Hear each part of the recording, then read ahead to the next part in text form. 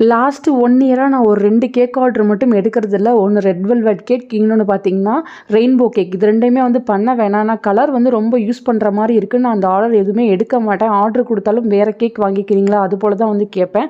But இந்த cake order பார்த்தீங்கன்னா, எனக்கு பேக்கரி சைட்லேருந்து வந்துச்சு. ஸோ எங்களோட சூப்பர் மார்க்கெட்டுக்கு பக்கத்திலேயே பார்த்தீங்கன்னா, பேக்கரி ஒண்ணு இருக்கு. அவங்க வந்து கால் பண்ணி, "நீங்க வந்து ரெட் வெல்வெட் பண்ணுவீங்களா?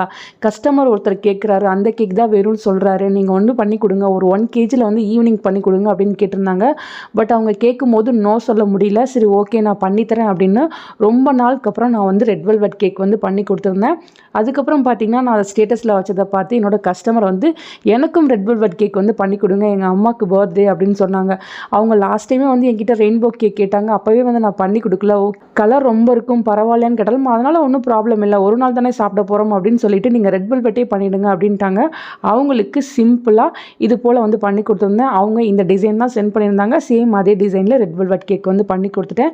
நீங்கள் ட்ரிச்சிக்குள்ளே இருக்கீங்க, கேக்ஸ், டீ கேக்ஸ், ப்ரௌனி வேணும்னா தாராளமாக எங்களை காண்டாக்ட் பண்ணலாம். தேங்க்யூ.